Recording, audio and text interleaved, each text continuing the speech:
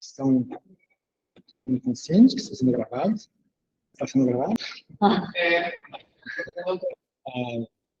Bom?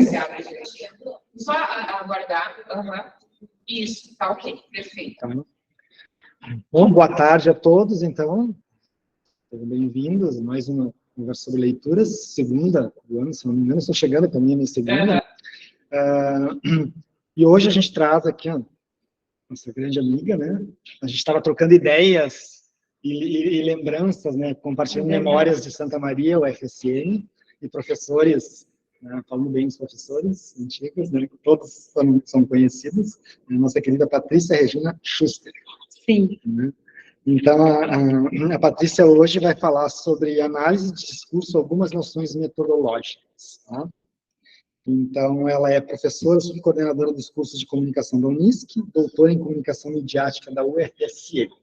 Tá? Não vou entrar em maiores detalhes do teu currículo, senão vou levar uns 15 minutos aqui. Então, fique à vontade e pode começar com você. Eu vou levantar e depois eu preciso tirar a fotinho, tá? Ai, gente.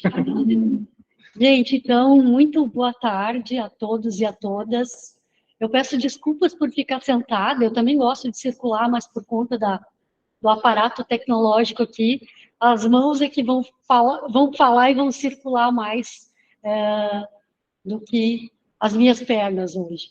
Eu quero primeiro agradecer à professora Rosângela, ao professor Rafael, ao Alei, a professora Cris, que também ajudou na intermediação desse momento. Estou muito feliz de poder estar aqui. Eu fui aluna ouvinte do PPGL lá no tempo que eu estava fazendo mestrado aqui, então sempre é um privilégio muito grande poder voltar e nessas condições para falar de algo que me é tão caro e eu acho que é tão importante para o dia de hoje, né?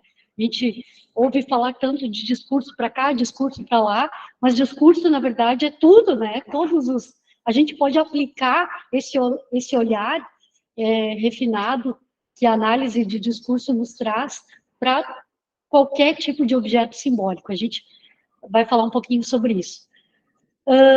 Bom, então, deixa eu me apresentar novamente.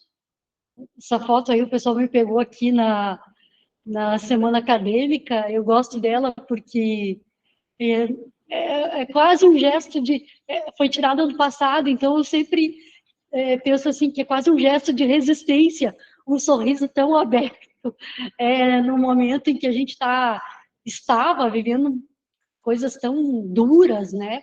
E falando de coisas tão sérias e importantes, mas acabei colocando ali, como vocês já pontuou, eu, então, sou formada em comunicação social, jornalismo aqui pela universidade, eu sou mestre em desenvolvimento regional, também aqui pela universidade, me doutorei em 2016, eu entrei em 2012, lá na Universidade Federal de Santa Maria, fui bolsista, FAPERGS, e foi uma jornada difícil, como vocês devem estar atravessando agora, muitos de vocês, né? Mas a boa notícia é que a gente conclui, chega ao fim, e depois a gente volta num ambiente como esse, num lugar como esse, num lugar de fala como esse, para poder falar desses trabalhos que a gente executou. E eu fiquei me senti muito bem, assim, de poder retomar tudo que eu tinha feito lá na minha dissertação, na minha tese, e relembrar é sempre bom, né? Então, e agora eu, então, comecei a trabalhar aqui em 2016 como professora, e estou subcoordenadora já há 2 gestões que se findam agora no fim do ano, né? Gente, eu vou fazer uma conversa, assim, muito horizontal, né? Por favor, me interrompam, me questionem. Eu acho que é essa a proposta, né? De conversa sobre leituras. Então, por favor, me ajudem, né, a chegar ao fim dessa jornada aqui, da melhor maneira possível. Então, antes da gente... aí eu já para a gente descontrair um pouco, né? Antes eu falei desta que vos fala, agora eu falo um pouquinho desta voz que fala, só para a gente pensar o quantos lugares, já começar a provocar vocês a pensar o quantos lugares de fala são importantes para a constituição dos discursos, né? Aí eu fui lá, dei uma pesquisada no ChatGPT, e aí aparece lá quem é Patrícia Regina Schuster. E muito importante o Regina, porque eu tenho uma homônima aqui em Santa Cruz. Eu sempre falo isso, o nome dela é Patrícia Cristina Schuster, o nome da mãe dela é Lourdes Schuster, então e a minha também. Então já estive envolvidas em várias confusões concretas, assim, do tipo, sorteio do caminhão do Faustão, do carro do Faustão. Uma Patrícia Schuster ganhou e eu, obviamente, não era. Foi uma coisa maluca, assim, a Gazeta anunciando a nossa colega Patrícia Schuster ganhou um caminhão do Faustão. E eu, como assim? Eu não estou sabendo de nada. Mas, enfim, era a outra Patrícia. E o ChatGPT diz que não tem informações a meu respeito. Aí eu provoco ali, né? Será que o ChatGPT alucinou? Ou será que é um silêncio que tem muito a dizer?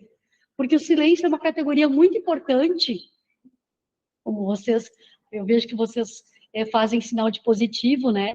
E é uma categoria que eu trabalho com muita força nas minhas pesquisas, mas não vou entrar nos detalhes, porque não temos, né, tempo para isso. Mas tem muito a nos dizer os silêncios, né? Todos os tipos de silêncio que são categorizados, inclusive, por uma autora que eu trabalho, que é a Eni Orlandi. E já vou falar mais sobre ela. Mas, quando eu coloco ali o alucinou, entre aspas, só para quem não estava na aula inaugural do curso de comunicação, a gente trabalhou o ChatGPT na perspectiva da comunicação, e aí, em vários momentos, o professor, que era o pessoal da comunicação, da computação, o professor Leonel, né, dando nome a ele, usou esse termo. Às vezes, o ChatGPT alucina. E aí eu pensei assim, não vou bancar ignorante na frente de todo mundo. Aí no final da palestra eu falei, é um termo próprio? Vocês usam isso de uma forma concreta lá nas pesquisas de vocês na computação ou é só uma metáfora utilizada agora? Ele disse, não, é um termo que, quando ele dá respostas erradas ou ele não encontra respostas, ele alucina. E aí até teve uma problematização lá na aula inaugural sobre isso, né? Que eu também não vou entrar no mérito, mas percebam, né? Quem alucina? Máquinas alucinam? Não, mas a gente não está falando de máquinas, a gente está falando de inteligência. Tá, tudo bem, mas é inteligência artificial. Mas, de qualquer forma, os sentidos, já entrando numa terminologia muito importante para a AD, concorrem, todos eles, para humanizar algo que não é da ordem dos humanos, né? Então, aqui, será que é uma alucinação casada com a minha pessoa? Eu fiquei me perguntando e brincando um pouco sobre isso, né? Pois bem, então vamos entrar, antes de falar propriamente da metodologia, né, é importante dizer que a AD, ela se constitui como uma teoria e pode ser usada, deve ser usada, principalmente quando a gente trabalha do ponto de vista teórico, como um aporte metodológico. Então, as minhas pesquisas, constituídas desde a graduação, elas estão calcadas sobre os dois pontos de vista, teórico e metodológico. Hoje aqui, eu pensei, talvez eu vou estar chovendo muito no molhado com vocês, porque eu não sabia qual era o nivelamento que eu deveria usar, então, de antemão, já quero pedir desculpa se eu estou muito óbvia, né? Mas vou procurar trazer bastante exemplos lá da comunicação, do jornalismo. Luana, que deve estar mais próximo aí, o Arley, por conta da... É Arley ou Arley? Arley, desculpa. Eu não sei se tem mais alguém aqui da comunicação. Não? Jornal, PP? Relações Públicas. E o pessoal que está em casa também deve ter alguém lá da comunicação, mas acho que ninguém deve ter tido contato com os exemplos que eu vou trazer. Mas, enfim, pensei, vou fazer um preâmbulo, né, do que significa essa teoria. Então, ela tem vários autores, por exemplo, Michel Foucault, é um cara que trabalha com análise de discurso, com um discurso, melhor dizendo, né?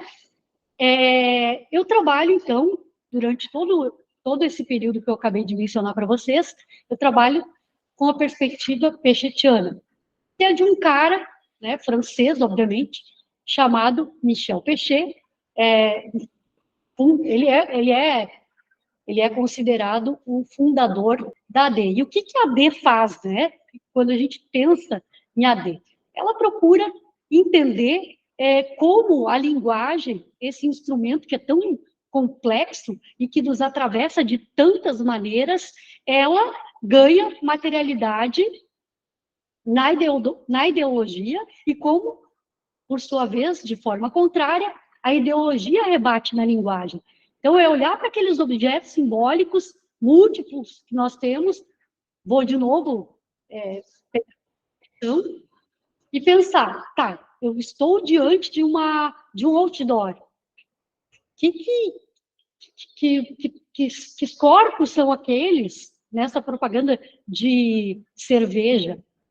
Por que esses corpos estão colocados dessa maneira?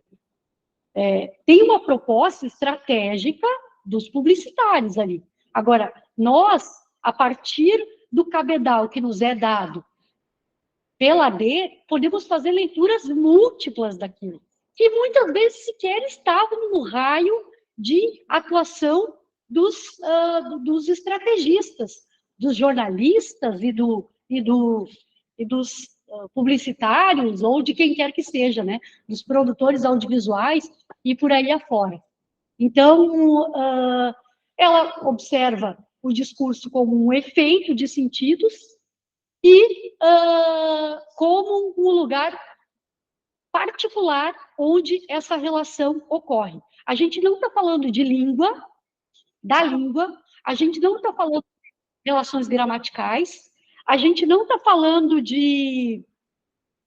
dessa estrutura, digamos assim, dura.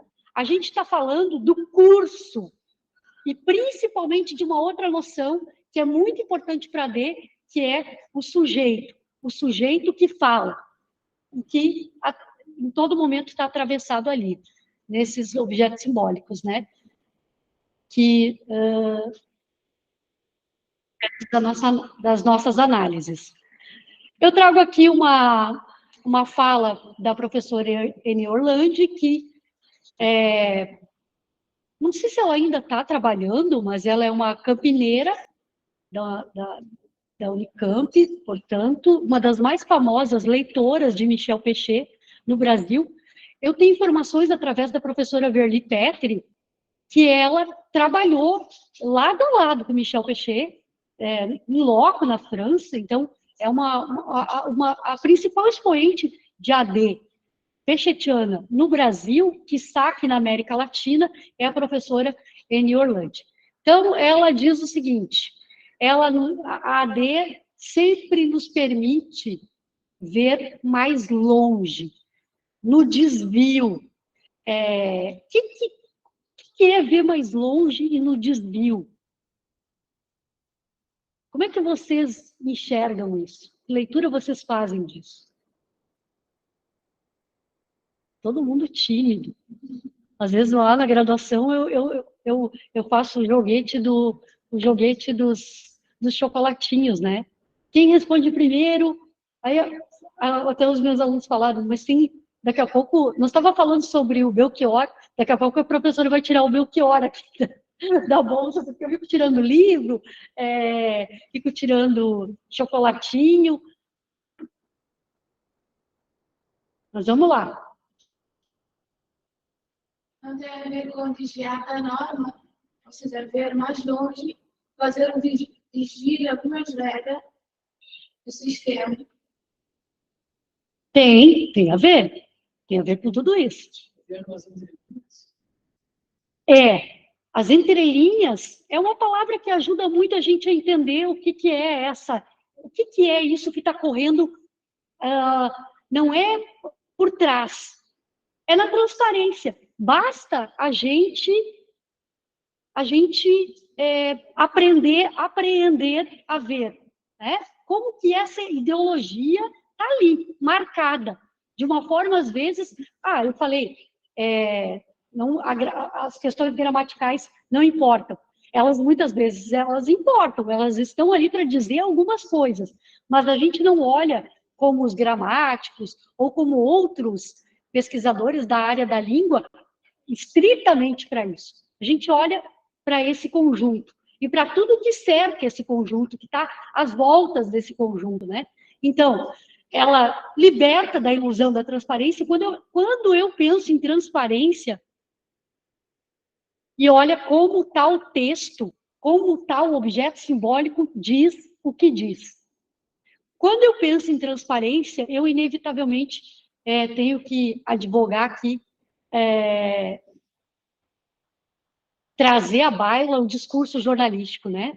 Quando a gente olha para esse discurso que se diz objetivo, que se diz imparcial, que se diz neutro, são valores ainda muito presentes no fazer jornalístico.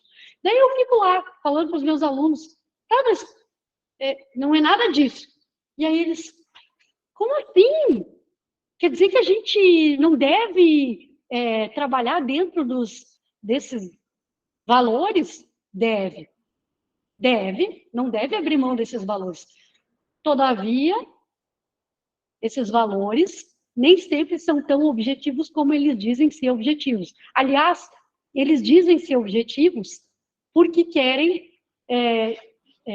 trazer um sentido que quando a gente se debruça sobre esse discurso, acaba vendo que não tem nada de transparente, não tem nada de óbvio, de lógico, de simples, de objetivo, né? Nesse discurso. E os exemplos já virão na sequência. Então, não é fala, já acabei de mencionar isso, né? Ela não trata de língua, não trata de questões gramaticais, ela trata do discurso, e a palavra discurso, do ponto de vista etimológico, ela tem a ideia de curso, de percurso, de movimento, de prática de linguagem, e aí, entre o sujeito, né, como eu falei para vocês, é do homem falando. Por exemplo, quando uma noção muito cara, e que eu trabalho de uma forma bastante intensa, digamos assim, ou de uma forma mais clara na minha tese, é de lugar de fala. Eu vi, como é que é teu nome? Desculpa. A Ana falando da Jamila aqui, eu peguei uma conversa paralela de vocês. A Jamila, ela dá algumas tintas, claro que ela não faz um paralelo com, ela não tem o compromisso de trabalhar com análise de discurso, não é isso, mas ali tem muita coisa do que atravessa a AD. Então, quando eu falo algo aqui, nessa posição sujeito de professora, eu atravesso um determinado conjunto de sentidos no produto da minha discursividade. Quando eu estou do outro lado do balcão, né, sentado como estudante, que é o caso de vocês aqui, a maioria, digamos, é outro tipo de produto. É outro tipo de sentido que aquela discursividade vai me trazer. Certo? Então, a noção sujeito, ela é fundamental para a gente entender como que se dá a análise de discurso. Estou falando muito rápido? Uma água aqui. Aqui eu trago também um...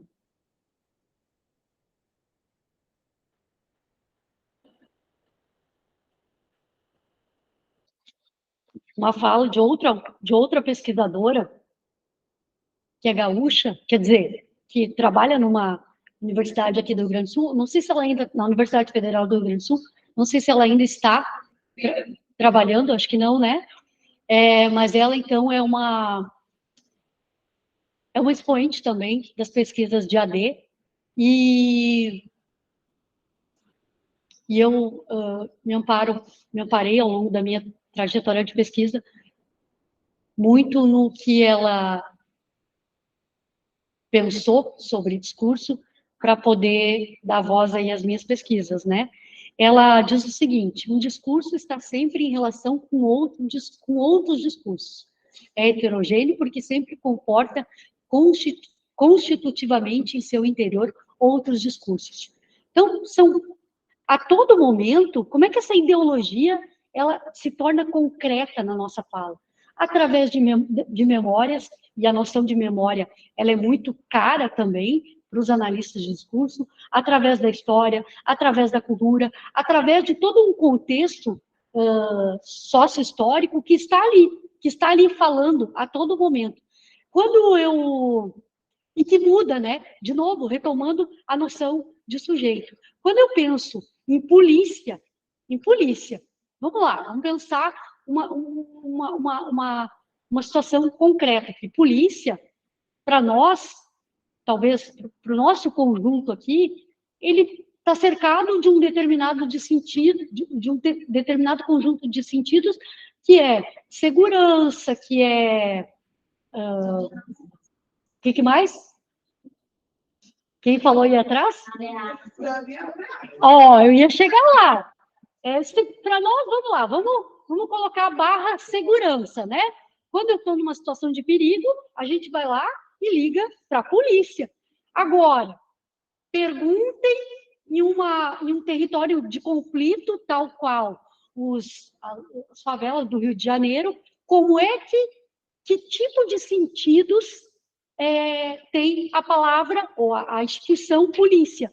Completamente diferente, totalmente diferente, porque a memória a qual eles estão acostumados a conviver com essa instituição é totalmente diferente, não é totalmente, mas é diferente dessa que nós aqui aqui no município de Santa Cruz do Sul, com essa corporação, estamos acostumados. E isso, então, muda conforme, às vezes, uma pequena região muda conforme grupos socialmente constituídos, né, para a população negra, jovem, que mora talvez aqui na periferia de Santa Cruz mesmo. Já tem um outro tipo de cabedal de sentidos consorciado a essa organização que não é o nosso, de pessoas brancas que estão na universidade, que tem outro tipo de rede, né, constituída. Então, já nos encaminhando um pouco para a questão bem prática, né? São dois caminhos analíticos, basicamente. Um deles é o de sentidos, apreender como aquele determinado objeto simbólico produz sentidos, e o outro são as vozes. Então, lá na minha dissertação, eu trabalhei com os dois caminhos, e tomei um laçaço, né? Porque foi bem trabalhoso. Depois eu cheguei à conclusão que eu deveria ter ficado só nos sentidos, mas deu tudo certo, no fim das contas. Já lá na tese, eu trabalhei com a questão das vozes, como quais são as perspectivas de enunciação que estão ali colocadas, né, atravessadas. Eu vou focar hoje nos sentidos, porque praticamente todo o material todas as pesquisas que eu me envolvi, todo o material que eu produzi até hoje, publiquei, ele está focado na produção de sentidos, certo? Aqui eu trago um exemplo bem simples, que está lá no livrinho da professora Orlandi. É um exemplo concreto, aconteceu de uma de uma eleição de diretório acadêmico numa universidade, ou algo assim, agora eu não lembro exatamente qual é a circunstância específica, e os grupos, então, políticos adversários colocaram duas faixas distintas, com dizeres que, teoricamente, coloco assim o sinalzinho de aspas, né, são iguais. Mas, se a gente está lá com o nosso olhar de analista de discurso afiado, cirúrgico, a gente percebe que são coisas totalmente distintas, que estão consorciadas ali. Alguém arrisca?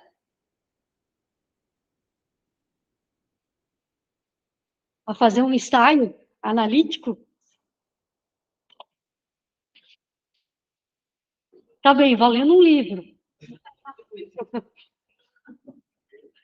O que esse bote sem medo, numa faixa preta, tem a dizer? Está dizendo. Existe um medo. Existe um medo por quê? Histórico, associado. E eu diria que o medo é da morte pelo peito. Muito bem! Ganhou! A cor, o preto, ele tem. Em que momentos da vida da gente nós usamos preto? Luto, né? O preto está historicamente linkado ao fascismo, o que é horrível, né? A gente, às vezes, usa essa terminologia para identificar, para usar identificações humanas, né? O que é péssimo, né? A coisa está preta. A gente está dizendo o quê? A coisa está ruim, que é horrível, mas é historicamente os sentidos que vão se organizando na sociedade e fazendo com que a gente repita muitas vezes na grande maioria das vezes, né, pessoal, sem pensar. Então, ali, o que nós temos, né? Nós temos um contexto que nos diz que existe alguma coisa que ameaça, tem ameaça ali. Se eu estou dizendo para alguém votar sem medo, tem uma conotação de ameaça. Alguma questão está amedrontando um outro alguém, não é isso? E aí o vote com coragem é o quê? E ainda em letras vermelhas, num fundo branco. Aquela faixa ali não ficou muito boa, porque não tem aquele quadriculado ali, tá, gente? O branco, paz, né? O branco, harmonia. O branco é sempre... Tem ali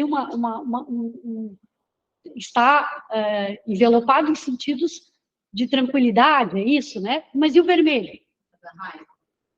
Aqui eu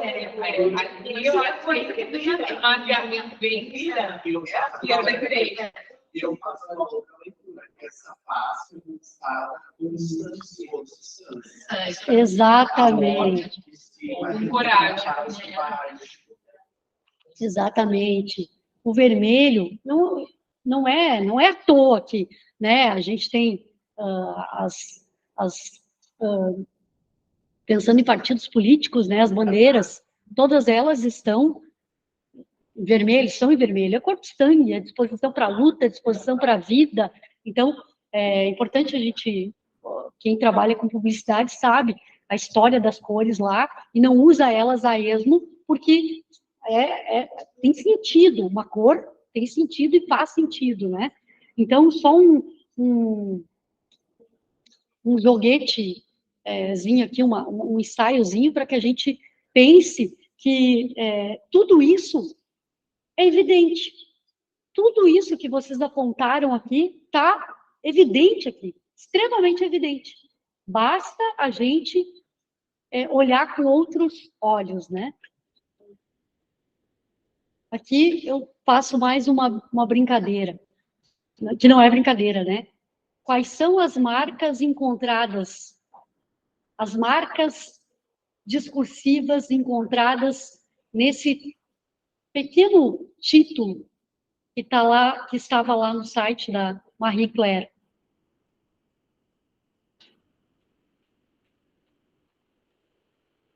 Poder feminino, entre aspas. Eu disse lá no início, né, que as questões gramaticais, elas não nos interessam. Sozinhas, elas não nos interessam. Consorciadas, nesse enunciado, nessa sequência discursiva, elas nos interessam e muito. Por quê? Desculpa, teu nome? Sabrine. Eu lembrava de ti lá do Cachorro Quente, mas não lembrava do teu nome. Tem um porquê? Bom, quando a gente usa aspas, a gente está exatamente dizendo... A gente está colocando em dúvida, Um né? determinado sentido. E tem mais aspas ali embaixo. Faz direito e... Faz direito será lançado na próxima sexta-feira. A mensagem é essa. Faz direito é o... Liberdade sexual feminina. Mas não faz direito, não, porque é só o nome da música. Faz direito é o nome da música. Não é.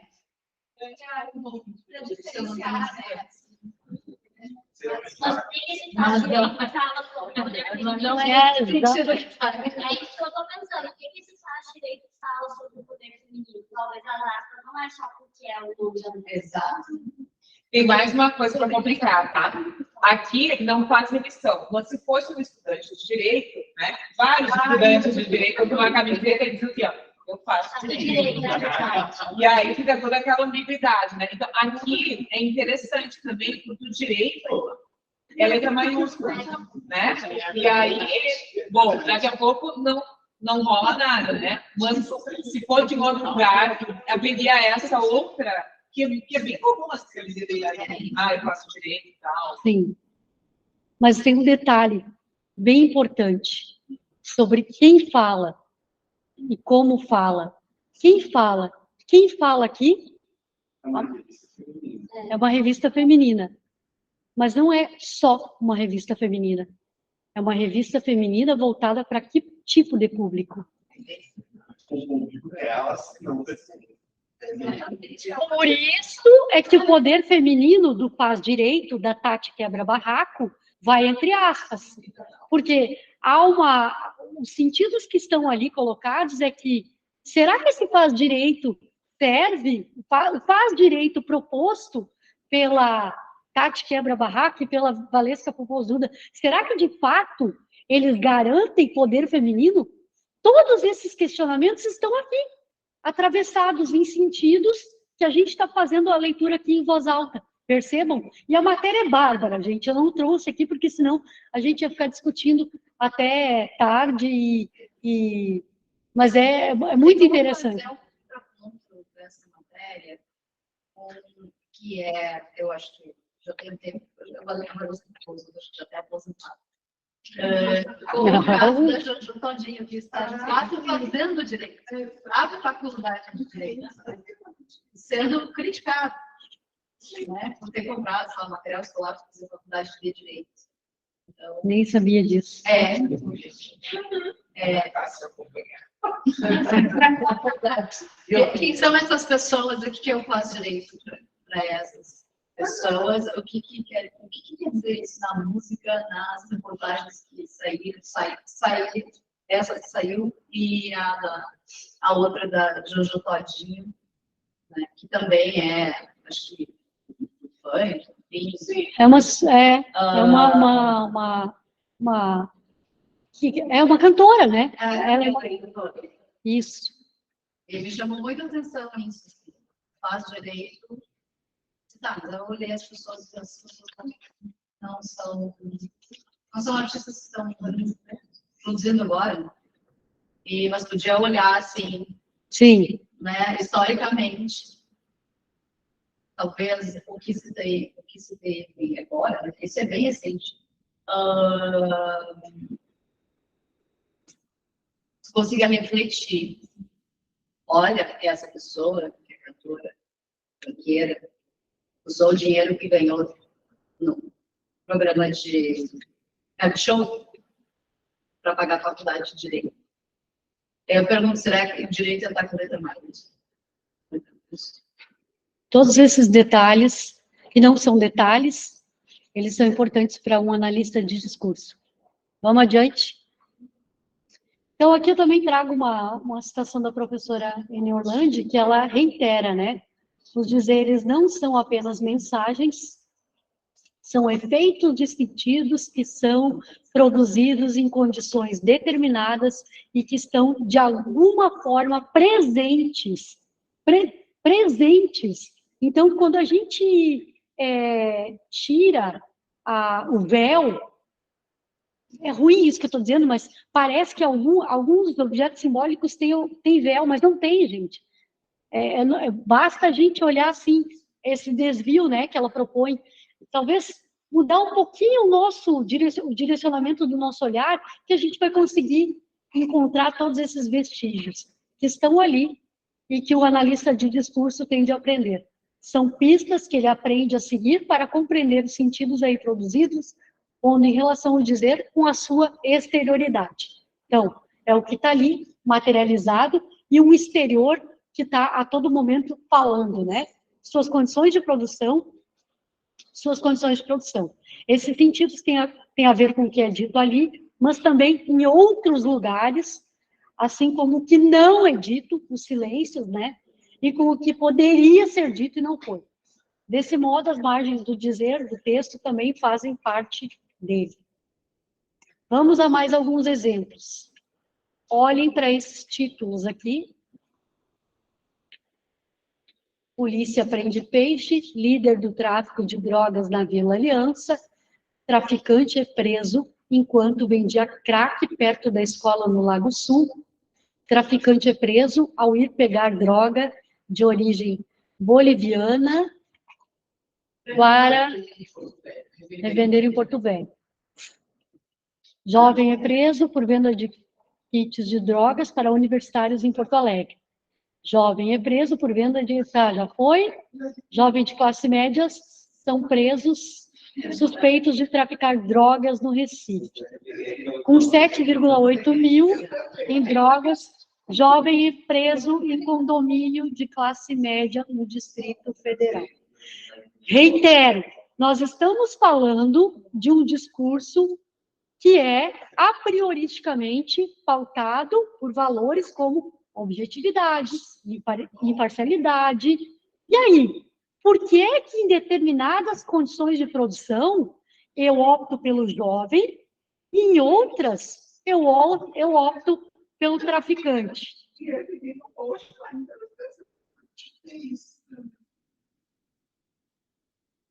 E aí? Vai, Luana, advoga a nosso favor aqui.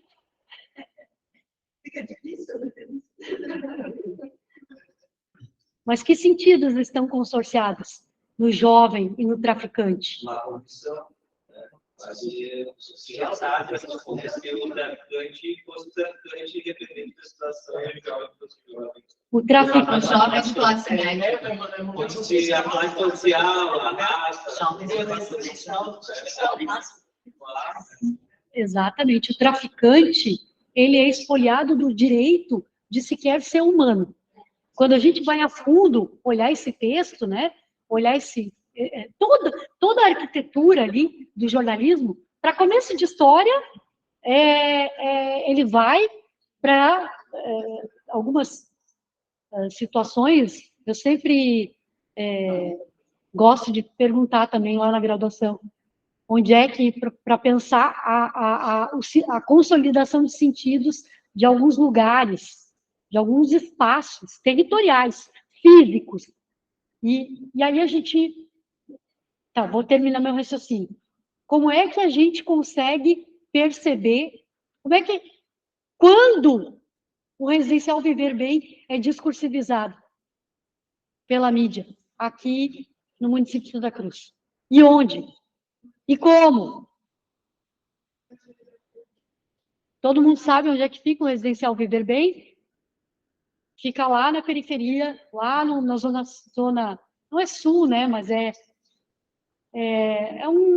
um residencial de casas populares, né?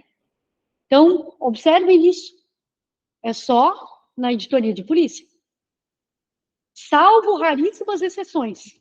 Então, como é que se constitui? Como é que se constitui a memória deste lugar? A história deste lugar? Por que a gente... E é uma coisa, como eu falei para vocês, não é algo... eu vou tramar. Não, é algo que nosso fazer reflexivo, e às vezes pelas condições de produção que nos são dadas, e aí eu me coloco no lugar de jornalista, a gente não escolhe isso maquiavelicamente. Eu lembro muito bem que um dos trabalhos que eu li para produzir lá na minha monografia era sobre como é que foram discursivizados, como é que foi discursivizado o 11 de setembro, pela Zero Hora.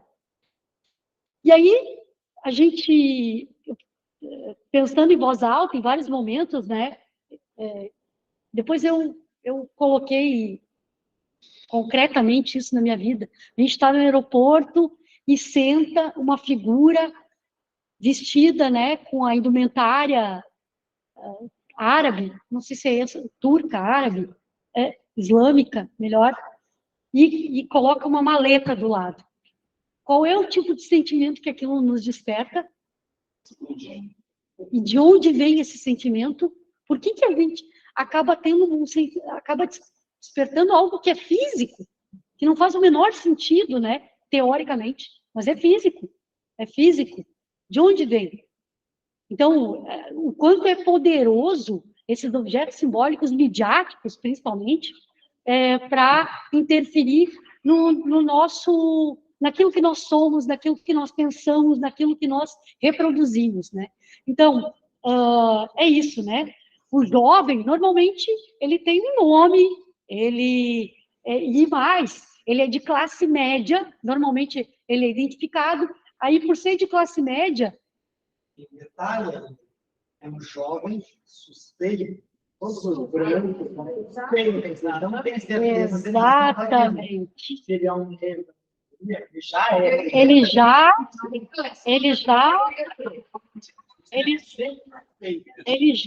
aparece, ele já está condicionado ao rigor da lei, né? Então, ele já foi condenado. Mas, por isso que é importante, né, desconstruir isso e dizer que é evidente que a gente tem uma... Eu gosto muito... Verdade é algo que eu não posso ouvir essa palavra quando a gente está falando de jornalismo. Não, professora, mas a gente está contando a verdade. Não. O movimento que eu faço com a câmera para mostrar um determinado enquadramento, ele está cercado de uma polissemia gigantesca. Então, é sempre uma meia-verdade. Eles ficam assim, ficam desconcertados com isso, porque é como... tira totalmente a aura desse processo. Não significa que a gente não tenha que ter... Eu gosto muito de honestidade intelectual. Esse termo me agrada quando a gente está falando de jornalismo. Não, tudo bem, essa garrafa aqui tem a tampa azul. Eu não posso dizer que ela é verde, né? Agora, eu posso dizer que ela está... eu posso dizer que ela está meia cheia e eu posso dizer que ela está meia vazia. Percebam o quanto a linguagem é um instrumento extremamente subjetivo, e para eles, às vezes, isso fica confuso, e eles ficam se questionando a todo momento, graças ao cotejamento que precisam fazer com esse fazer que é prático, que é concreto, e que precisa trabalhar dentro dessas premissas, né? Vai para dentro de uma redação, tu é cobrado. Mas eu sempre faço essas falas para que eles saibam o território que eles estão pisando. Por quê? Porque trabalhar... se eu trabalho num determinado veículo, eu vou de forma... Não que o meu editor, muitas vezes, vai me dizer isso ostensivamente, mas por osmose, eu já vou saber, eu digo que é por osmose. Mas claro que é o fazer... que não deixa de ser por osmose, né? Que me diz quando eu tenho que usar jovem e quando que eu tenho que usar traficante. Patrícia, olha só, a gente conversando, e eu botei aqui um caso recente de Santa Cruz. Caso recente do médico, tá? Primeira notícia do gás, tá? Médico pediatra é preso por tráfico de drogas em Santa Cruz. Tá? Todas são do mesmo dia, assim, as 6 primeiras, né? São do mesmo dia. Em seguida, tem uma segunda reportagem visível do gás também. Médico pediatra preso por drogas em Santa Cruz foi alvo de reclamações em Candelária. Aí tem um da Gaúcha. Médico é preso por porte de cocaína e resistência à prisão na RS 287, em Santa Cruz. Aí depois tem Independente, tá? Pediatra é preso por 45 buchas de cocaína na RS 287, em Santa Cruz do Sul. Aí tem uma outra. Médico pediatra que atuou em Candelária é detido com entorpecentes em Santa Cruz do Sul. Essas formações sintáticas, todas começam com médico ou pediatra. Né? Mas essas estruturas sintáticas, de botar Santa Cruz na frente, atrás, né? No início, no final da frase, desculpa. Usar Candelária na manchete, né? Manchete, no título. Ou usar a quantidade de buchas de cocaína. Gente, buchas de cocaína, eu não sei, é isso que diz, que para mim não faz diferença, é com cocaína. Isso é importante, né? E não usar a palavra tráfico. Poste. Tem mais um detalhe sobre o jovem. Jovem, socialmente, está constituído como um sujeito que não é muito responsável diante das suas atitudes. Tudo isso está ali, dito, claramente está dito. Então, nada acontece nas entrelinhas. Acontece nas entrelinhas para aqueles que não olham da maneira como nós estamos nos provocando a olhar. Certo? É ótimo, né? O médico tem nome, tem sobrenome, ele tem profissão, mas o traficante não tem nada disso. Aí lá tem assim, pediatra suspeito de atender crianças sob o efeito. Suspeito. E aí acabou. Eu fico pensando, se essa reprodução de todas começam tipo visual, isso também é um sintoma muito dessa coisa, dessas informações são muito copiadas, né, um portal do outro, sim. Ou será que é na pressa, vende? Sabe, é um monte de parte, né, de situações, mas assim, sem pensar, né, mesmo, assim, a gente sabe que isso acontece. Tem que estar o tempo inteiro movimentando e postando coisa nova. Então, copia, cola, sem pensar e acaba reproduzindo isso, sabe? Sim. Isso é o problema do ser pensar. Mas o fazer já é grave o fazer ser sem pensar. Quando a gente pensa, muitas vezes, eu digo, não é sem pensar, tá, gente? Assim, é sem problematizar, sem refletir, sem dar a devida importância para aquilo. Então, o fazer sem pensar já é um problema. Quando a gente pensa e acha que pode, de repente, fazer diferente, às vezes a gente se depara com linhas editoriais que não nos permitem fazer diferença. E isso tudo tem um impacto enorme em cristalização de sentidos de movimentos, de situações que se robustecem a todo momento. O exemplo clássico é esse que eu estou trazendo. Existe um movimento mais criminalizado na face da Terra do que esse? Claro que estou exagerando aqui, né? Não, eu acho que Mas por que isso, né? Por que isso? De onde vem isso? Aí eu pergunto para os meus alunos, como é que vocês definem a opinião de vocês sobre qualquer tema? Aí uma aluna falou assim, sobre aborto. Pois é, eu leio notícia tal.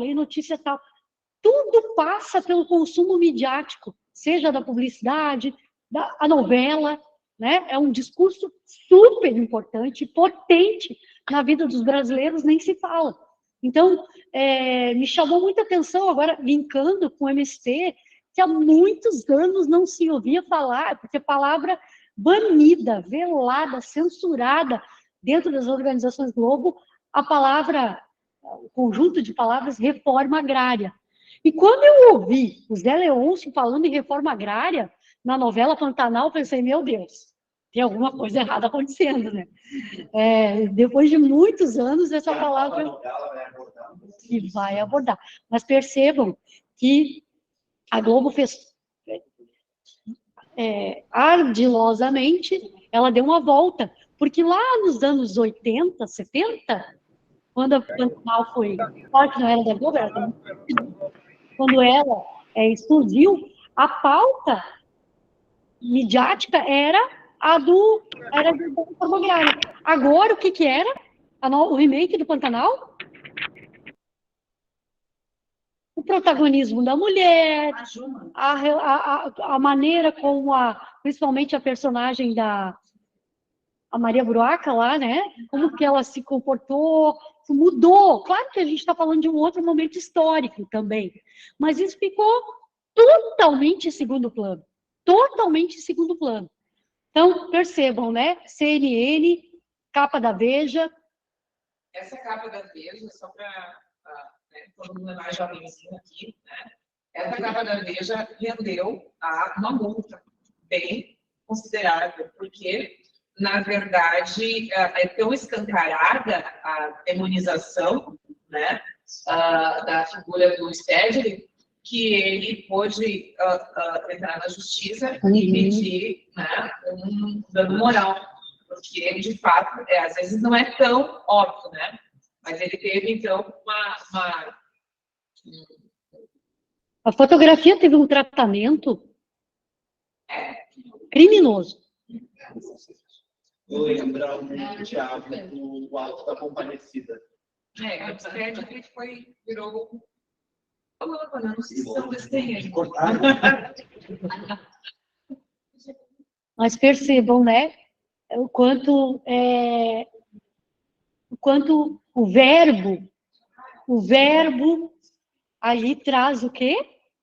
Traz todo um contexto de ilegalidade, de crime, de não lugar, de não possibilidade, de negação total, né? Eu queria só chamar a atenção também essa questão de os grileiros. O que são grileiros? São pessoas que tomam uma terra que não é delas, né? Se a grilagem, a definição da grilagem é essa. Isso. Né? Mas isso não é uma notícia.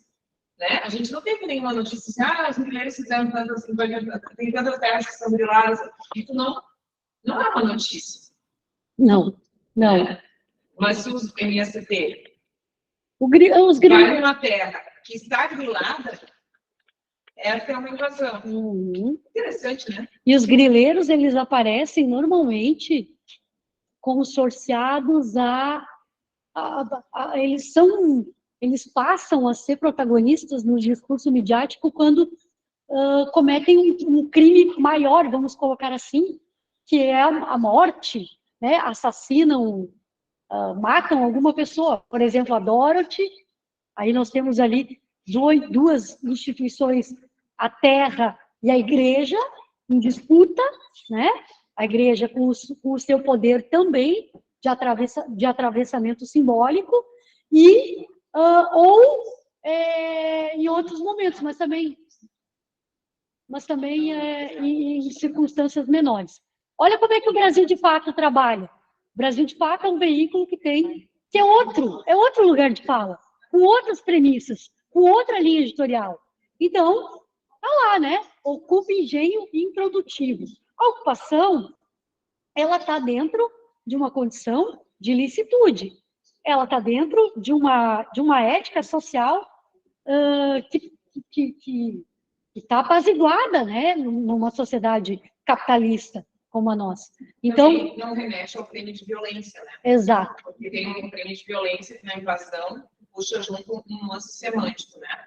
E na ocupação não tem essa mesma esse mesmo lance. Eu tenho, só fazendo um arqueológico aqui, eu tenho uma página da Zero Hora que eu usava quando meus alunos estudavam linguística mil anos atrás. Enfim, numa mesma página da Zero Hora, para você ter uma ideia de tudo que ele faz, é a invasão do Iraque. Aí, na mesma página, era o MST invadindo uma terra e os Estados Unidos ocupando o Iraque. Que absurdo! Era muito, ficou assim, perfeito, né, para discutir isso, porque eram duas coisas acontecendo ao mesmo tempo, né? E aí tu olha as palavras e pensa, né? Se tu for assim, literalmente pelo sentido da palavra, né? Fica imaginando onde é que estão as armas, onde é que está o poder de fogo, onde é que está, né? Mas, quando, claro, né? Nós somos leitores espertos, né, atentos, assim, a gente vê que, né, não está no sistema a motivação, né? Sim, sim. Então, retomando, o lugar de fala, ele é determinante para que a gente tenha um outro arcabouço de sentidos consorciados naquele texto. Aí eu trago um Saiba Mais aqui, se vocês um dia quiserem dar uma olhada, esse livrinho do silêncio, a satanização, a forma como a Veja trabalhou o MST ao longo de toda a sua história, desde a fundação, e sempre, quando eu digo sempre, na história da Veja, pelo menos até aquele momento ali da pesquisa do... agora não consigo lembrar, Eduardo Ferreira de Souza, não tinha uma única notícia que pudesse estar cercada de resquícios positivos sobre o movimento dos trabalhadores sem terra. E aqui, a professora Krista Berger, que é uma grande pesquisadora, também trabalha muito metodologicamente, trabalhou, né? Agora ela é aposentada já há um bom tempo, foi do PPG da Unicinos, foi do PPG da URGS, na área da comunicação, e esse livro é produto da tese dela, se eu não estou enganada. Campos em Confronto, a Terra e o Texto. Fala especificamente de uma atividade do MST no centro de Porto Alegre, tem um conflito ali, que ela analisa como é que a Zero Hora discursivizou isso. Então, assim, teve até um policial militar, brigadiano, morto nesse episódio, e aí, durante meses, a Zero Hora... Quem fala sobre isso também? Sobre essa... Eu acho que o pêndulo relógio, ele faz uma analogia com o pêndulo de fogo. Quem faz isso? Eu acho que... Não, eu não li. É lindo esse texto. Porque o Charles Kitter, ele está dentro do ônibus na hora do confronto. E o ônibus está parado no meio do centro de Porto Alegre. Né? Então, ele está numa situação assim, ele está numa televisão, ele está dentro do ônibus, né? Vendo tudo. Então, uma posição completamente... Né? E aí, ele diz que ele chega em casa, liga a televisão, e ele fica assim, ué, mas o que a televisão está... a televisão está apresentando não é o que eu acabei de presenciar dentro do ônibus, né? E aí ele escreve o que faz a terra. Depois eu anoto. Ou alguém depois me manda. É gravado. Ótimo, é verdade. Então, gente, o invadiu e o ocupou, nós já problematizamos aqui em voz alta, né? Mas eles têm uma diferença que produzem efeitos de sentido muito, muito significativos a partir dos seus usos, especialmente pelos veículos de comunicação. Eu lembro que a professora Fabiana Piscinin, que estava aqui até bem pouco tempo atrás no PPGL, ela fez a tese dela sobre as rotinas produtivas do Jornal da Globo, se eu não estou enganada. E aí, em determinado momento, ela pegou o Abril, e o Abril vermelho. Então, tinha uma ocupação, uma atividade, uma ação do MST em algum lugar do país, e ela estava lá, e eles estavam discutindo ali a pauta, como é que seria, e eles não deram sequência à discussão entre o baixo clero. Quando eu digo baixo clero, nem o editor teve muita ingerência sobre como trabalhar aquela pauta. Ela subiu para uma instância maior para que a mão da edição fosse ainda mais pesada sobre aquela narrativa. Então, não é à toa, né, gente? Não é à toa que isso aparece agora, principalmente nos últimos anos, da maneira como tem aparecido.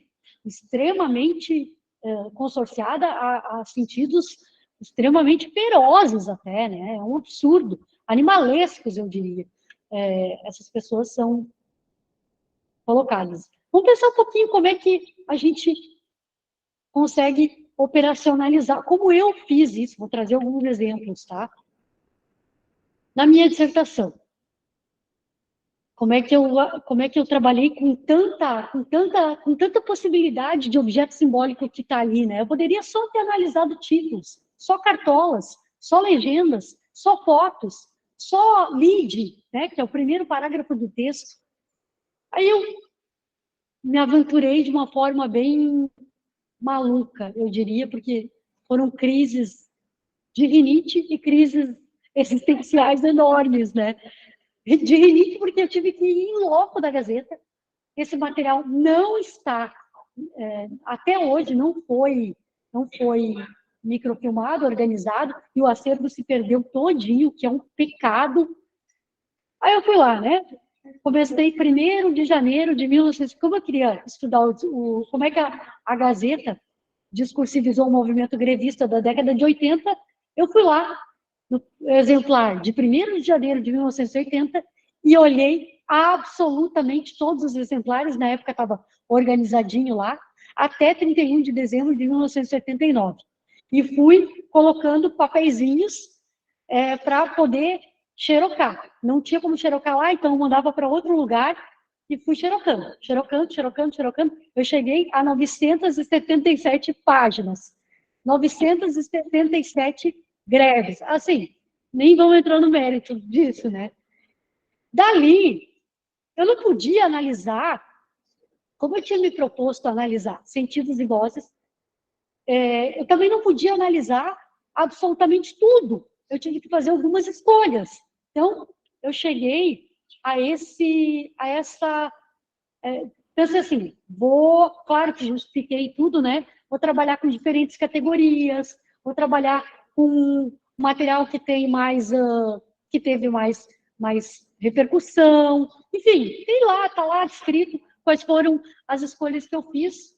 Então, aqui, professores da rede pública, estadual, inspetores sanitários, construção civil, justiça, bancários, rodoviários, a greve geral de 87, que teve aí uma presença bastante intensa lá na Gazeta, empresas calçadistas e das indústrias fumageiras, percebam, bem pouquinho, muito pouquinho, por quê? Porque os movimentos grevistas, especificamente nesse setor, são quase nulos.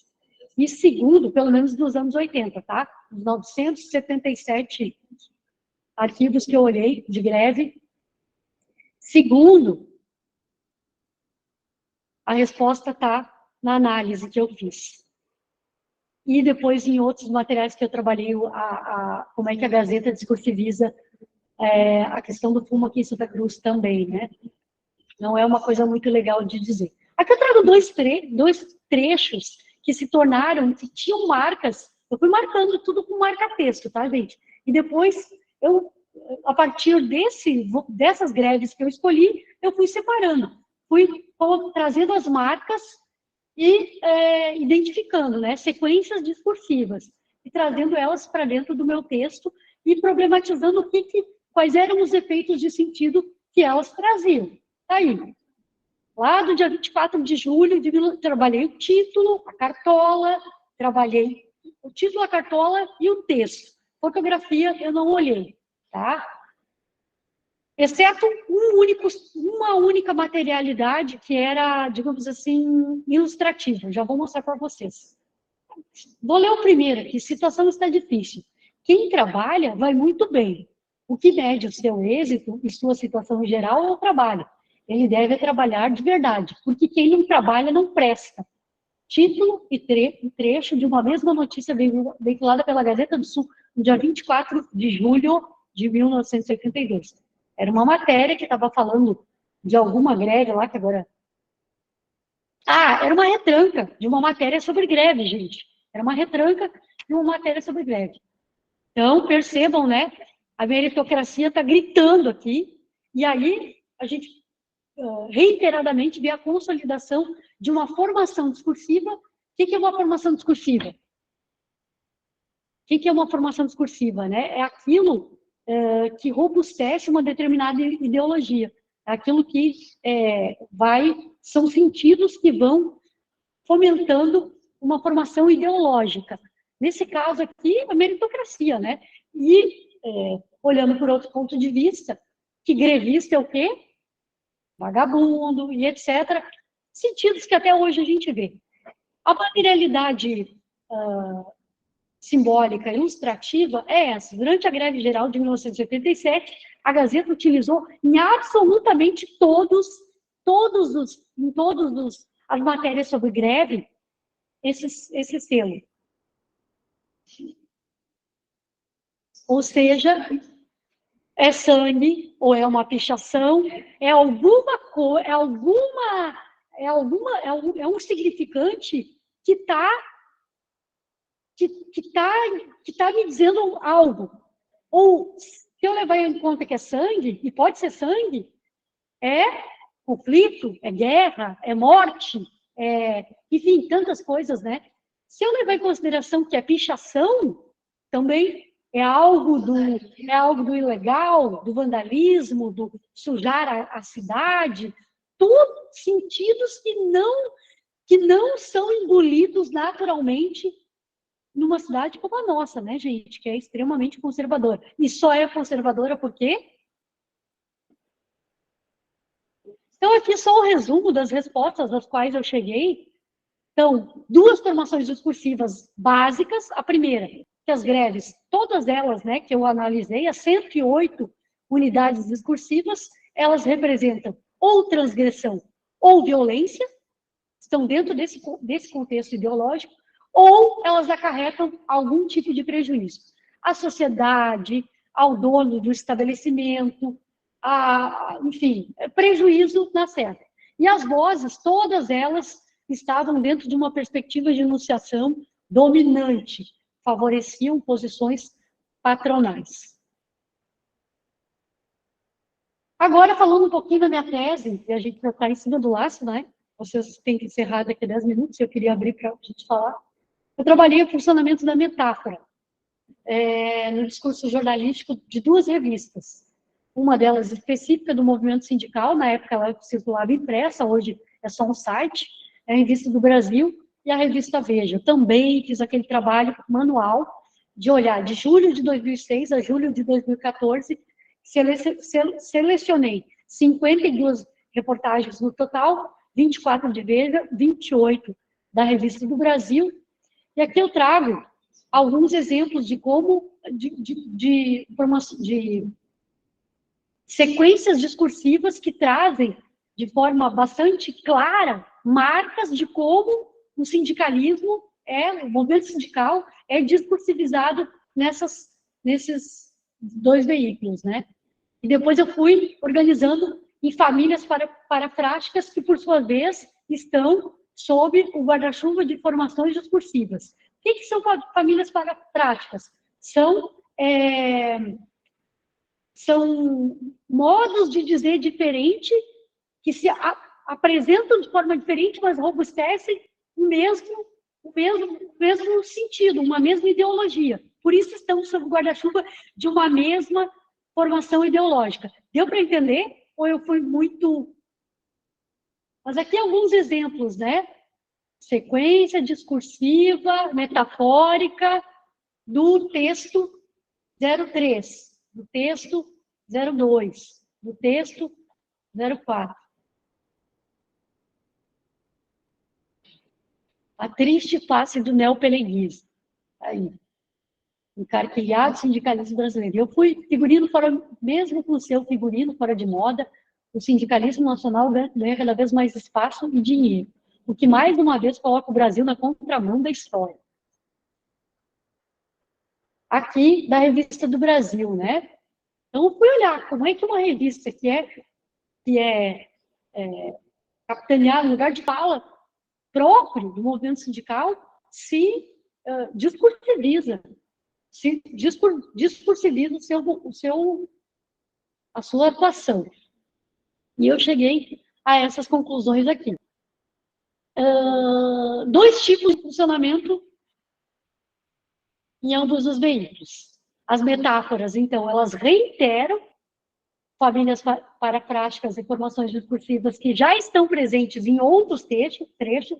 Então, eu olhei o texto como um todo, e depois olhei como é que a metáfora trabalhava especificamente, né?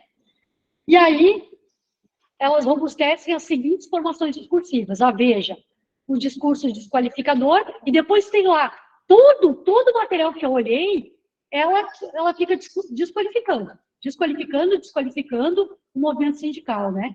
Tem uma residual lá que eu coloco, que agora eu nem lembro, mas eu trago e problematizo isso de uma forma muito rápida, porque tem nessas 20 e tantas reportagens que eu olhei, tem um resquício, um residual ali, mas muito irrisório. Já na Revista do Brasil, sindicalismo combativo, sindicalismo negociador e sindicalismo defensivo. Bem típico de como que está estruturado, de fato, o movimento sindical no Brasil, né, nesse período. Ou ela simplifica o discurso enquadrando em modelos de anunciabilidade, que estão dentro de algumas terminologias. Na Veja, terminologias religiosas, eu até trago um exemplo aqui, missão, o pacote de perdão, o guardião do cofre do FAT, Fundo de Amparo ao Trabalhador, ou elas são da área da saúde, contaminação obsessiva, ataduras da lei trabalhista, ou elas são agressivas, por óbvio, né? Bomba relógio, braço de ferro, trombadas. E já na Revista do Brasil, elas estão dentro de outros 3 modelos. Fisiológica, democracia, o oxigênio do movimento sindical, sindicalismo foi o coração que fez o Brasil mudar, tipográficas, sereno fértil, ou patológicas. Overdose, cicatrizar a ferida. Eu ia colocar isso aqui, mas eu imaginei que eu ia falar um montão e não ia dar tempo. A gente vê um engessamento do discurso jornalístico sobre questões sindicais, mesmo e aí exacerbando a condição autoritária do discurso jornalístico, o que é muito grave, né? O discurso jornalístico se coloca como dono da verdade, mesmo sendo de um mediador de um mundo tão polissêmico, e o movimento sindical não deixa de ser parte desse mundo, né, gente? Que tem as suas contrariedades, as suas diferenças. Então, a Revista do Brasil ainda é um pouco menos tem um discurso um pouco menos autoritário, mas também não deixa de ser autoritário, né? Na medida em que a gente observa ali pouquíssima polissemia ou quase nada. Aqui eu trago só uma tabela de como eu organizei isso, tá? Tabela, eu ia organizando lá e fazendo as minhas amarrações. Aqui é o resultado, um trecho lá da minha tese. As 2 publicações defendem uma verdade absoluta para o sindicalismo, e as metáforas, que pese serem mecanismos que dão um sopro, um respiro, trazem uma outra, deveriam a prioristicamente trazer uma outra luz, né? Um outro efeito de sentido. Não, pelo contrário, elas estão dentro dessa lógica de restrição dialógica entre o locutor e interlocutor, fazem vez a uma forma amigável, aproximativa, por isso despertam tamanha curiosidade, e isso é ainda mais proeminente no funcionamento do tipo 2, quando as metáforas são reguladas por modelos de anunciabilidade, mas são, na realidade, nessas formas camufladas que os sentidos exercem todo o seu poder de dominação. Gosto muito dessa frase, trabalhei já que falei tanto do peixe lá no início, né? Trabalhei um artigo especificamente sobre esse dizer aí do peixe, para quem quiser estar aqui. Eu, a Vanessa e a Gisele, as duas são oriundas aí do PPG-DR. Aqui também, já que estamos falando, já que a proposta é conversar sobre leituras. Aqui eu comentei, né, que trabalho com a categoria silêncio, não ia dar para falar especificamente sobre isso, mas é uma forma muito interessante também de poder, metodologicamente falando, olhar para um discurso que está ali, né, que tem elementos concretos, falas concretas, né, mas está cheio de brechas que podem ser analisadas pela Constituição do Silêncio. Esse é o livrinho. É isso, gente. Só eu falei. Muitíssimo obrigada pela oportunidade. Não sei se a professora Ângela está do outro lado aí. Vou dar um abraço afetuoso para ela, porque ela me orientou. Recado. Orientadora, doutorado. Bacana. Eu estou lá com as pessoas sozinho aqui, né? Então, eu acho que, bom, já agradecendo e abrindo para perguntas também, tá? Mas foi legal porque a gente já conversou, tinha bastante coisa para falar, mas é legal que o público já foi participando, a gente já foi comentando, já foi trocando ideias durante a apresentação, né? Isso é muito importante, também mostra a atenção que o pessoal estava estava falando, né? E realmente é interessante, se a gente começar realmente a trazer mais exemplos a falar, a gente vai longe, né? Todo mundo... Sim. Aí, de repente, já abri para perguntas do pessoal, né?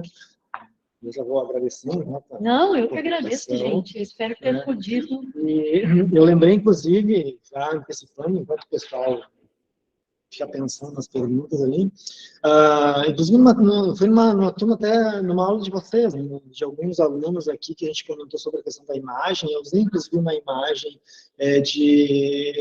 foi até do massacre que teve do estudante que matou a professora e outros professores, e que se comentou muito no Brasil, aqui na escola, e que ele era tinha suástica, tinha tudo, sabe exatamente como era, e nós comentamos sobre a imagem que foi usada em jornal, que se falou do massacre, violência, e a imagem que tinha era a imagem de uma mão com uma arma simbolizando a violência. Essa mão era negra. Só que o assassino era branco e usava uma faixa. Quer dizer, aquilo foi usado, a gente não consegue dizer se era consciente ou inconsciente, não imagina que é consciente, né? Mas isso já traz aquela ideia de que tudo que é relacionado à violência, tudo que é relacionado a crime, tudo que é relacionado à arma, tudo que é relacionado à morte, crime, né, vem da parcela negra da população. Então, praticamente todos os nossos os ícones dos jornais já são apontados para isso. O cara vai lá, busca a figurinha e já coloca ali porque está pronto. Mas eu dou um passo além. Percebam a gravidade dos mecanismos algorítmicos. Quando a gente dá um Google, mulher bonita. Fizeram já esse exercício? Mulher bonita. Quantas mulheres bonitas aparecem? Aliás, só aparecem mulheres brancas, magras, e dentro desse estereótipo. Um beijo para a Cris. Cris, se você estiver aí, para ti e para a Cecília. Sim. Levantando o dedinho, tá bom, então. Pode. Não, eu quero comentar e convidar vocês, tá? Por quê? Quando a gente estava falando, né, a gente, quando o juízo for obtido, né, a gente pode pensar que a gente cria um modo de for, né, um padrão, por falta, né? E aí, não necessariamente do ponto de vista estatístico objetivo, mas do ponto de vista das construções discursivas que a sociedade vai criando, a gente acaba fazendo essas analogias, né? Então, assim, quando a gente vai para o presídio, quando a gente vai para determinados... a favela é uma população, né? Então, esses modos de operação, né? Eles vão tendo uma raiz de como essa coisa vai se preparando. Só que agora a gente tem um ingrediente adicional, que são as redes sociais e os mecanismos de busca né? E todas essas bolhas que a gente vai criando, né? Então, esse tema vai ser abordado num dos Pint of Science que a gente está organizando agora em maio. Tá? Então, deixa eu explicar rapidamente para vocês conhecerem. O pint é aquele copão de cerveja, né? Canecão, né? Que tem quase meio litro de cerveja, né? Que é o pint em inglês, é o pint, né? Que é uma copo de cerveja, um canecão de cerveja. O Pint of Science é um movimento internacional de popularização da ciência, da pesquisa. E ele acontece, então, orquestradamente no mundo todo, no mesmo período. Tá? Então, a Unisc vai participar do Pint of Science Santa Cruz do Sul, né? Que está ligado ao Pint of Science Brasil, que está ligado ao Pint of Science Internacional. E um dos temas é sobre algoritmos na contemporaneidade e discriminação ao algoritmo. Tá? Então, como os algoritmos, na verdade, podem reforçar estereótipos que já estão assim na sociedade, mas que vão sendo, na verdade, reforçados por determinados mecanismos de busca que estão ligados a uma, né, tipo de ferramenta estatística. Então, convidamos todos, tá? Nos dias 23 de maio, vai ser esse tema, e vai ser aqui na Vivento, que é do lado de... É porque a Sabrina está com a palhinha na mão, né? Aqui do outro lado ali da campus, né? Do lado do Nene. Do lado do Nene, no dia 23 e no dia 24, tá? Com a participação da Sabrininha e do Davis, a Ana Cláudia está aqui. O título vai ser, o tema vai ser como tornar social. Então, essa vai ser na Gabriela. Que legal. 23, terça, 24, tá?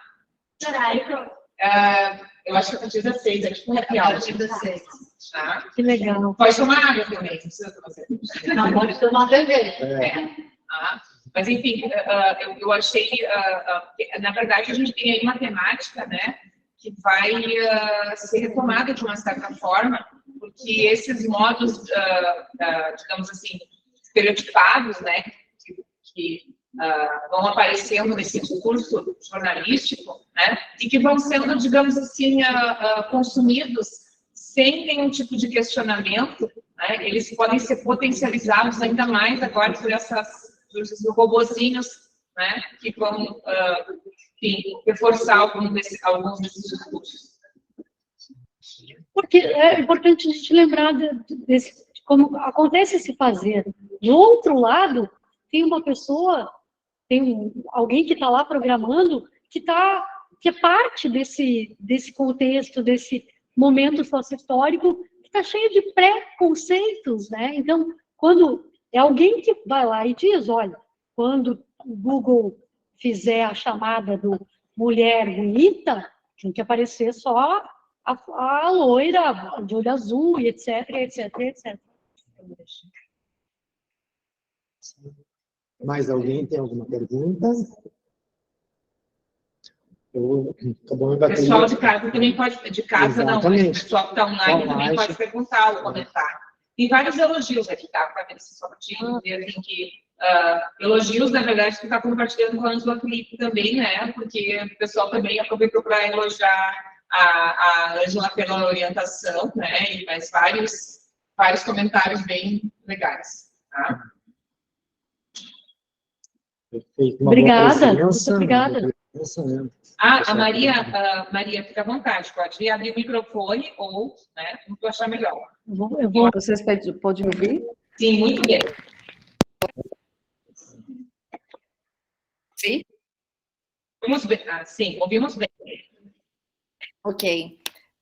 Eu não tenho pergunta, na verdade, é um comentário, porque a análise do discurso é um assunto grandíssimo, né?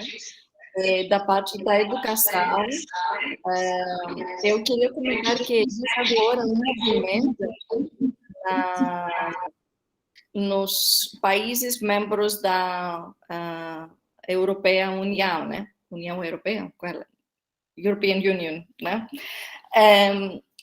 Dentro dos currículos que agora estão entrando essas habilidades da análise crítica, das habilidades da comunicação, usando a tecnologia, social media, toda essa, né? Entra na educação e na pré-escola. Então, por exemplo, os currículos que chegaram nos países, como na Grécia também, né? No ano de 2021, tem certas habilidades dentro da multiliteracy, como posso traduzir? Multiletramento. Multiletramento. Sim, multiletramento, letramento crítico, dentro e no lado do letramento e alfabetização tradicional, desde a pré-escola. Então, tem habilidades muito específicas dentro da análise de... Não é discurso dentro da pré-escola, né? Mas tem uma relação muito, muito forte para a imagem, o discurso da imagem, né? Dentro da social media, usando toda essa tecnologia. Isso que eu queria apontar aqui.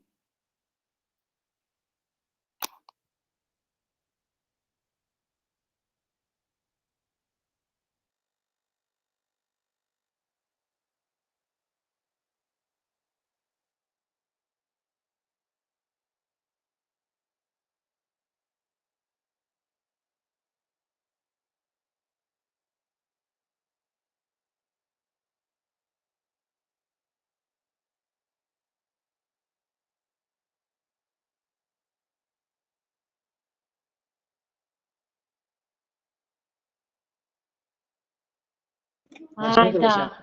Não, é que estava desligado. Eu tinha fechado. O microfone é bom. Não tinha fechado. Eu tinha. Sim. Não. O que eu quis dizer é que é interessante essa ideia, né, essa perspectiva da União Europeia, que traz para as crianças, enfim, já na educação, digamos assim, básica, né, a discussão da formação do leitor crítico, né, porque essa posição crítica, ela pode ser desenvolvida, ela deve ser desenvolvida já muito cedo, porque a gente não precisa simplesmente aceitar o que, digamos, a propaganda nos oferece, né? Então, a gente, eventualmente, algumas crianças são mais bem preparadas pelas próprias criticidades, digamos assim, dos pais, né? Para não, digamos assim, receberem determinadas informações de uma forma tão ingênua. Então, achei bem bacana, Maria, essa contribuição e essa discussão. Perfeito. E não é da discussão, mas eu queria lembrar, né, que nós também somos colegas pesquisadores no grupo de pesquisa, na leitura comparada das mídias, que é coordenado pela Ana Munari e pela Cris Lindemann, né? Então, nós estamos trabalhando também em conjunto, nas primeiras reuniões, a gente vai ter bastante coisa para trocar. Né? A gente vai fazer propaganda, né? Ótimo. Tá bem, pessoal, eu estou à disposição ainda, se vocês... Não sei que horas são. Eu acho que o pessoal tem que comer uma coisa antes da aula, né? Então, de repente, eu já vou com as perguntas, né? Eu vou encerrando por aqui.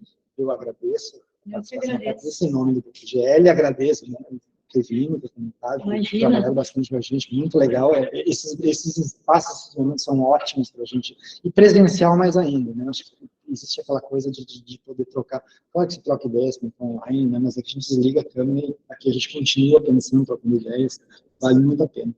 Então, agradeço o nome do PGL, todos os alunos, agradeço o pessoal também que está online, o pessoal que está presente aqui. Tá? Então, vamos encerrando por aqui. Muito obrigado, gente. Um grande abraço.